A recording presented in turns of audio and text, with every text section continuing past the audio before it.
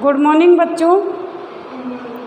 एक बार फिर से ऑनलाइन कक्षा में सभी का स्वागत। बच्चों, 9वीं कक्षा के अंतर्गत 9th क्लास के अंतर्गत हमारा कश्मीर की प्रसिद्ध कश्मीरी कवियत्री ललारीफा का लल्लेश्वरी का वाक पाठ चल रहा है और इसके अब तक हम भाग नंबर 1, भाग नंबर 2 अर्थात 2 भागों में जो हमारी क्लासें हुई थी, कक्षाएं हुई थी, उनमें हमने इनके जीवन परिचय के बारे में जाना और 4 पद्यांश अर्थात 4 वाक जो वाक शैली में रचित है उनको हमने 4 में से 3 को समझने का प्रयास किया और इन तीनों के अंतर्गत या 3 पद्यांशों में 3 वाकों में हमने यही जाना कि कवियत्री के जो विचार है वह विचार निर्गुण निराकार परब्रह्म को संबंधित है या उसके बारे में वो बात करती है। कबीर की तरह वो अपनी बात रखती है। सामाजिक और जातिगत जो बंधन होते हैं उनका वो विरोध करती है। सामाजिक अंधविश्वास, धार्मिक कुरीतियों, इनका वो खंडन करती है। इसीलिए वो अपने वाकों में प्रथम पाद जो अपना वाक था उसमें कहती है, रस्सी कच्चे धागे की खींच रही मैं नाव। तो इस संसार को कच्चे धागे की रस्सी कहा और ईश्वर भक्ति तक पहुंचने के लिए कई सारी बाधाएं उन्होंने बताई। दूसरे पद्यांश में उन्होंने ऐसे ही कुछ अपने विचार रखे और तीसरे पद्यांश में उन्होंने कहा कि सुषुम्ना नाड़ी के बारे में कहा, यह बात की कि ईड़ा और पिंगला के बीच हमारी सुषुम्ना नाड़ी है। उस तक व्यक्ति तभी पहुंच सकता है जब वो आध्यात्मिक योग करता है, हठ योग साधना पद्धति को अपनाता है। तो बच्चों, इनके 3 वाकों में हमने अलग अलग विचारों को, ईश्वर भक्ति को जानना समझा, इसके बारे में हमने चर्चा की। आज इनका वाक नंबर या पद जो आपके पाठ्य पुस्तक में है 4 नंबर का, 4th नंबर का, वो हम समझेंगे। तो इसके अंतर्गत अगर हम देखते हैं तो कबीर की तरह इनके विचार मेल खाते हैं या कबीर से इनके विचार पूरी तरीके से मिलते हैं। जिस प्रकार बच्चों कबीर समाज में सांप्रदायिक, सामाजिक सद्भावना की, समानता की स्थापना करने की बात कहते हैं, जातिगत बंधनों का विरोध करते हैं, हिंदू मुस्लिम एकता का समर्थन करते हैं, ठीक उसी प्रकार हमारी जो कवियत्री लल्लेश्वरी है, ललारीफा है, वो भी अपने ऐसे ही विचार रखती है। वो भी हिंदू मुस्लिम समानता की बात करती है, हिंदू मुस्लिम सांप्रदायिक सद्भाव की बात करती है और यही कहती है कि ये कबीर की तरह यही कहती है कि ईश्वर एक है, वो सृष्टि के कण कण में व्याप्त है, विद्यमान है। तो दोनों के विचारों में मेल हमें देखने को मिलता है। जैसे कबीर कहते हैं कि हिंदुओं के लिए वो बोलते हैं कि काकर पत्थर, हिंदुओं के लिए वो कहते हैं कि मूंड मुंडाए हरी मिले तो मैं भी लूँ मुंडाई, बार बार के मूंडते भेड़ वे कुंड न जाए। हिंदुओं के संबंध में कहा कि इनमें कर्मकांड, पूजा पद्धति, मूंड मुंडाने की तरह तरह की विधियां प्रचलित हैं जो कि अनुचित हैं। अगर सर के बाल कटा लेने से ही व्यक्ति को ईश्वर मिल जाएगा तो मैं भी अपने मूंड मुंडा लूँ, मैं भी अपने बाल कटा लूँ, अर्थात ऐसा करने से कुछ भी नहीं मिलेगा। ठीक उसी तरह वो मुसलमानों के संदर्भ में मुसलमान जो समाज है, समुदाय है, उसमें व्याप्त धार्मिक अंधविश्वासों के संबंध में कहते हैं कि काकर पत्थर चुनी के मस्जिद ले ही चुनाई, मस्जिद ले ही चुनाई यानी बनाई, ताछड़ी मुल्ला बाग दे क्या बहरा हुआ खुदाई। अर्थात इन्होंने, मुसलमानों ने इतनी बड़ी बड़ी मस्जिदें बना ली है, 5 बार वो चढ़कर नमाज अदा करते हैं, नमाज कुरान जो है अपनी वो उसका अध्ययन करते हैं, नमाज पढ़ते हैं, लेकिन क्या ऐसा करने से ईश्वर तक उनकी आवाज़ पहुँचती है? नहीं। ठीक उसी तरह ललारीफा भी हिंदू मुस्लिमा मानों के संबंध में, हिंदू मुस्लिम सांप्रदायिक एकता के संबंध में अपनी बात कहती है। तो बच्चों पद संख्या 4 में हम चलते हैं। इसमें कवियत्री देखो क्या कह रही है।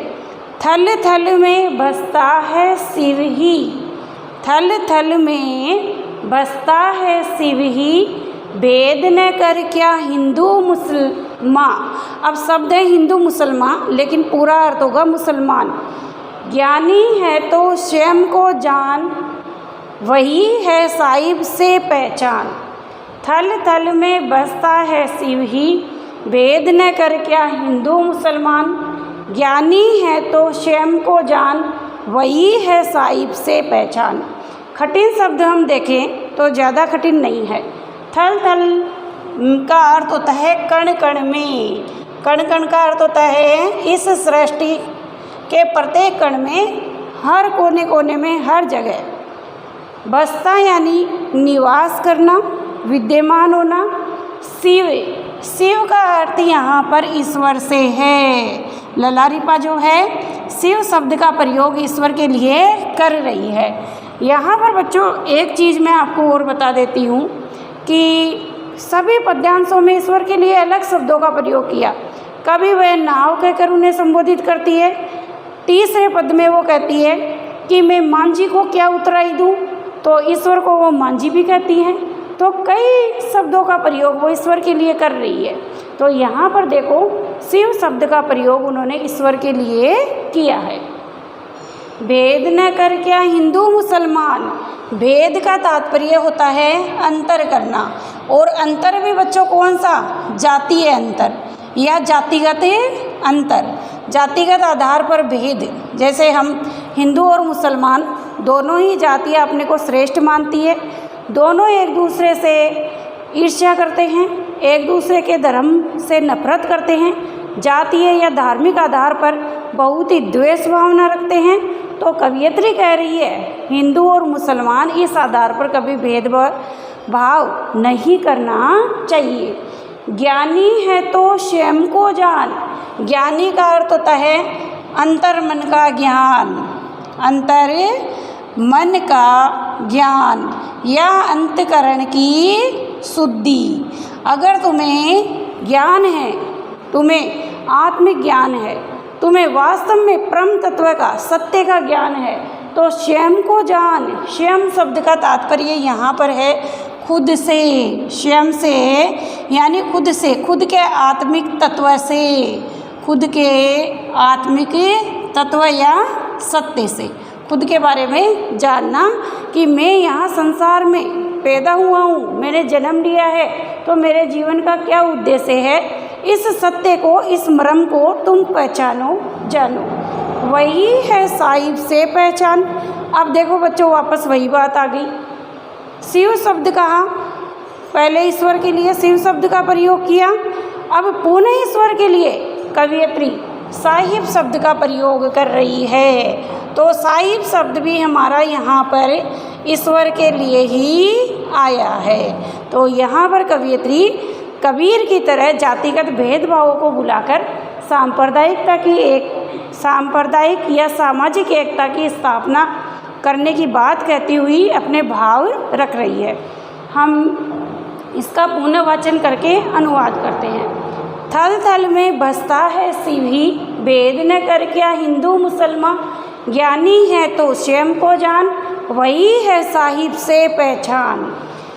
कवियत्री कहती है थल थल में बसता है शिव ही, कि तू ये समझता है कि मुझे, हिंदू ये समझते हैं मुझे मंदिर में मिलेगा, मुस्लिम उसे मस्जिदों में खोजते हैं, वो तरह तरह की तीर्थ यात्राएं करते हैं।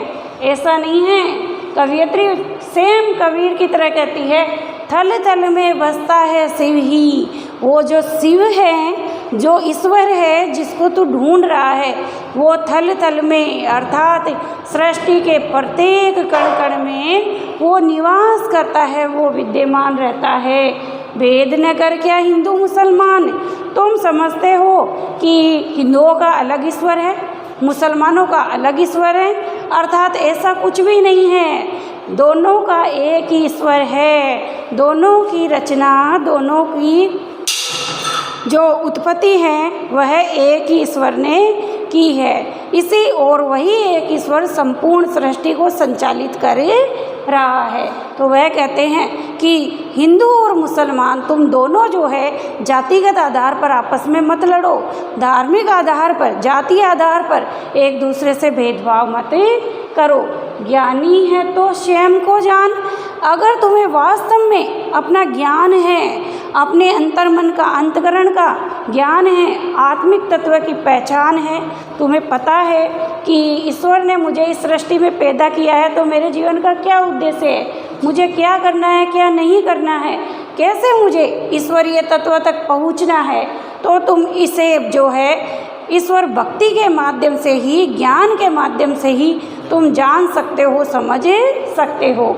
आगे लला रिपा कहती है वही है साहिब से पहचान। और जब तुम अंतकरण की शुद्ध कर लोगे, सत्य को जान लोगे, पंच विकारों से तुम्हें मुक्ति मिल जाएगी, तो साहिब से पहचान, तुम उस परम तत्व को, साहिब को, ईश्वर को तुम जान जाओगे, समझ जाओगे। तो इसका भावार्थ यही है कि संपूर्ण सृष्टि में ईश्वर जो है कण कण में सृष्टि में विद्यमान है। हमें उसे मंदिर मस्जिदों में खोजने की आवश्यकता नहीं है। खोजना है तो अपने अंतकरण की शुद्धता का ध्यान रखकर अपने अंतर्मन में उसे हमें खोजना चाहिए। और जब हम अपने अंतकरण को शुद्ध रखेंगे, अपने आप का हम ज्ञान कर लेंगे, सत्य को पहचान लेंगे, तो हम साहिब को, ईश्वर को भी पहचान लेंगे। अर्थात आत्मा की परमात्मा से मिलन हो जाएगा, साक्षात्कार हो जाएगा, उसे इस संसार रूपी भवसागर से मुक्ति मिल जाएगी। तो इस तरीके से लला रिफा ने अपने विचार यहाँ पर रखे हैं। अब बच्चों इसमें से कुछ क्वेश्चन हैं वो मैं आपको बता देती हूँ, फिर हम इसकी व्याख्या समझेंगे। क्वेश्चन नंबर 1 इसमें लिखा है कवियत्री मनुष्य को किन से भेद न करने को कह रही है। कवियत्री कौन? ललगद, लला रिफा। वो किनसे भेद नहीं करने को कह रही है? वह हिंदू और मुसलमान दोनों ही जातियों को संबोधित कर रही है और कह रही है कि हे हिंदू और मुसलमान, तुम जातिगत आधार पर, वैचारिक आधार पर, धार्मिक आधार पर भेदभाव मत करो, आपस में प्रेम से रहो, सांप्रदायिक सद्भावना बना के रहो, क्योंकि तुम दोनों की रचना ही एक ईश्वर ने की है। नंबर 2 पर कवियत्री ने ईश्वर को किस नाम से पुकारा है और वह किस स्थान पर निवास करता है। देखो बच्चों, यह भी इसी में से बनाया हुआ क्वेश्चन है।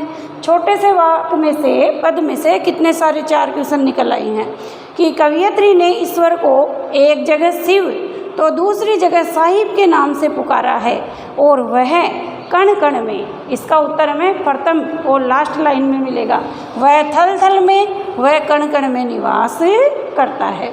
नंबर 3 पर हमारा क्वेश्चन है कवियत्री के अनुसार इस संसार में ज्ञानी कौन है। तो कवियत्री के अनुसार इस संसार में ज्ञानी वही है जो अपने आप को पहचान लेता है, जिसे सत्य का ज्ञान हो जाता है, जो ईश्वरीय तत्व को, मर्म को पहचान लेता है, वही सच्चा ज्ञानी होता है और वही परम तत्व की प्राप्ति कर सकता है। नंबर 4 पर हमारा क्वेश्चन है कवियत्री ने ईश्वर से पहचान किसे बताया है। तो कवियत्री ने ईश्वर से पहचान के लिए बताया है कि ईश्वर को जानने के लिए आवश्यक है कि हम स्वयं को जानें, अपने आप को पहचानें, हम सत्य का, अपने मर्म का ज्ञान करें, तभी हम जो है उस ईश्वरीय तत्व तक पहुँच सकते हैं। अर्थात सांसारिक जो पंच विकार है उनसे मुक्ति, अहंकार से मुक्ति, अंतकरण की शुद्धता, मन कर्म वचन की शुद्धता, स्वयं का आत्मिक ज्ञान, ये सब होने से ही हम इस स्वयं को पहचान पाएंगे। और जब स्वयं को पहचान पाएंगे, खुद को पहचान पाएंगे, तो ईश्वर तक पहुँच पाएंगे। तो ये हमारे 4 जो क्वेश्चन थे उनके आंसर हमने इस पद के आधार पर जाने। अब बच्चों इसकी मान लीजिए आपकी व्याख्या आ जाती है। तो व्याख्या में आपको पता है सप्रसंग, प्रसंग, व्याख्या और विशेष 4 बिंदुओं में हम इसकी व्याख्या करते हैं। तो सप्रसंग में हमें लिखना होता है कि कौन सा कवि या कवियत्री है। तो सह प्रसंग में आप लिखेंगे प्रस्तुत पद्यांश हमारी पाठ्य पुस्तक क्षितिज वाक भाग 1 में कश्मीरी या कश्मीर की प्रसिद्ध कवयित्री ललारीबा द्वारा रचित वाक शैली में रचित वाक है। नंबर 2 पर इस वाक में जातिगत या सांप्रदायिक सद्भावना की बात कहते हुए ईश्वर को पहचानने के संदर्भ में ललारीबा ने अपने विचार रखे हैं। ये आप प्रसंग में लिखेंगे। अब बात करते हैं हम तीसरे पॉइंट की व्याख्या की। तो व्याख्या बच्चों हमें अभी जो मेरी ये कक्षा चल रही है इसमें व्याख्या मैंने बहुत अच्छी तरीके से आपको समझा दी है, उसे आप भावार्थ के रूप में लिखेंगे। नंबर 4 पर हम बात करते हैं विशेष की। तो सबसे महत्वपूर्ण बिंदु व्याख्या में विशेष ही होता है। और जैसे कि कबीर पाठ का हमने अध्ययन किया, इस पाठ की भी 2 कक्षाएँ हमारी हुई। तो विशेष के बिंदुओं में हमने जाना कि हम भाषा लिखते हैं, शैली लिखते हैं, रस लिखते हैं, छंद, अलंकार, गुण आदि लिखते हैं। तो इस पद को हम देखें तो हम विशेष में लिखेंगे प्रस्तुत पद्यांश वाक शैली में रचित है।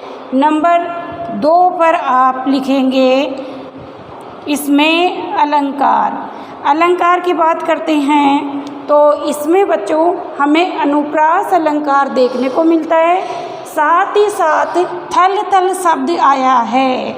और जब एक ही शब्द की आवृत्ति 1 से अधिक बार होती है, 2 बार होती है, 3 बार होती है या कई बार होती है, लेकिन उसका अर्थ वही निकलता है, तो बच्चों वहाँ पर पुनरुक्ति प्रकाश अलंकार होता है।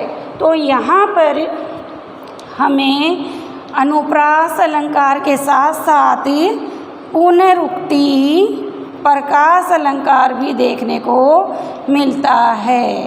तो ये 2 अलंकार इसमें हैं। अब हम गुण की बात करते हैं। तो ईश्वर भक्ति की बात कर रही है, तो भक्ति रस और भक्ति रस में यहाँ हमारा माधुर्य गुण है। फिर हम शैली की बात करते हैं तो शैली इसमें वाक शैली है। तो इस तरीके से बच्चों आप भाषा, रस योजना, छंद योजना, अलंकार योजना, गुण योजना आदि जो बिंदु है वो विशेष के रूप में लिखेंगे। साथ ही साथ 5वां बिंदु आप इसमें से निकालेंगे कि कौन सी बात कवयित्री हमें कहने चाह रही है। तो आप लिखेंगे इसके अंतर्गत कवयित्री ने सामाजिक सद्भावना का, एकता का संदेश देते हुए ईश्वर भक्ति या ईश्वर को पहचानने की बात बताई है। तो बच्चों आज की जो हमारी वीडियो कक्षा संचालित हुई है इसे आप देख करके अपने 4 नंबर के वाक्य को समझेंगे। इसका सह प्रसंग हिंदी अनुवाद जो है और कुछ क्वेश्चन आंसर जो मैंने समझाए हैं वो इसी के नहीं, हमारी 3 कक्षाएँ इस पाठ से हो चुकी हैं। तीनों को देख करके अपनी पाठ्य पुस्तक की मदद से आप सह प्रसंग व्याख्याएँ अच्छी तरीके से अपनी हिंदी की उत्तर पुस्तिका में लिखेंगे।